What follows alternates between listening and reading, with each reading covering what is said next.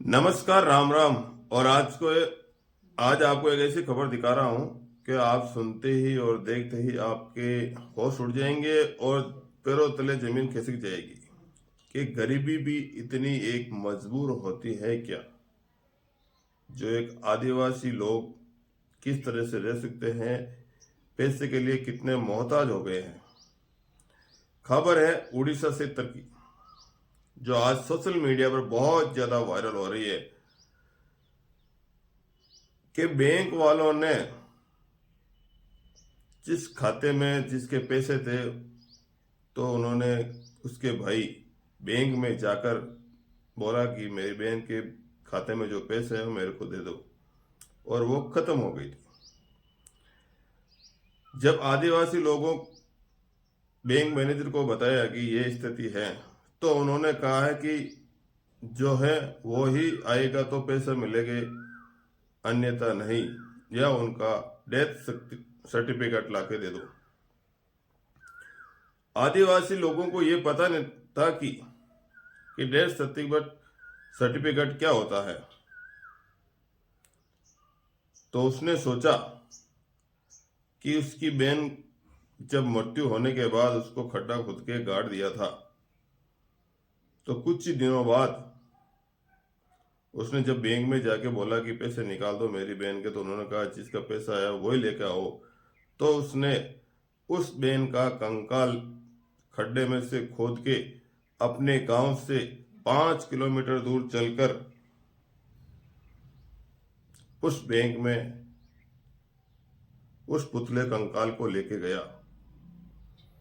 जो ही वे कंकाल को लेके वहां बैंक में गया, बीच रास्ते में लोग, जब कट्टे में आधा ऊपर से ढका हुआ था और कंधे पे डाला हुआ था, पैर दिख रहे थे, जब लोगों ने यह देखा तो बीच में लोग वीडियो बनाकर वायरल कर रहे थे कि इस गरीब आदिवासी की मजबूरी ऐसी क्या हो गई जो पैसे के लिए अपने बहन का कंकाल निकालना पड़ा।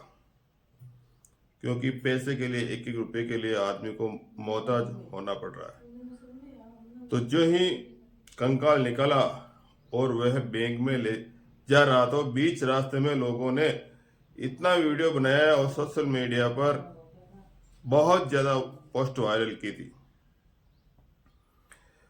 जिसका नाम है जित्तू मुंडा, जो अपनी बहन का कंकाल कंधे पर रखकर ले गया था।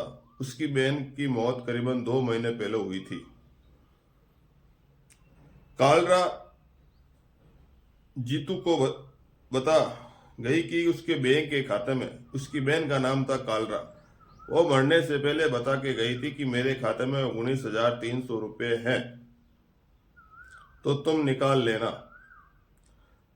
जब 2 महीने के बाद में उसको एक विचार आया कि बहन के खाते में से जो पैसे हैं निकाल लूं और अपने काम में ले लूं। जब जीतू उड़ीसा ग्रामीण बैंक में पहुंचा, तो बैंक के कर्मचारियों ने वो पहले जो बात बताई, उन्होंने बताई कि जिसका खाता है या तो उसको लाओ या उसका डेथ सर्टिफिकेट लाके तो ही पैसा निकलेगा। उसने कहा कि डेथ सर्टिफिकेट तो नहीं है, लेकिन बहन को ही लेके आ जाओ। तो उसने बैंक के कर्मचारी को ये बात बताई, तो उसने कहा ले आओ। तो जो ही वो गया, उस कंकाल को निकाला, कट्टे में डाला और आधा ढका हुआ था, आधा ऐसे ही तो लेके आ गया। क्योंकि आदिवासी लोगों को यह पता नहीं था कि मरने के बाद डेथ सर्टिफिकेट भी जरूरी है, तो वो बना नहीं सकते थे। वो उनकी इतनी जानकारी नहीं होने के कारण यह आसान रास्ता उसने चुना कि कौन डेथ सर्टिफिकेट बनाएगा, इसीलिए कंकाल को ही निकाल के बैंक के मैनेजर के पास लेके चलेंगे। और कब्र खोदी और कंकाल को बोरी में भरकर कंधे पे लाद कर पहुंचा।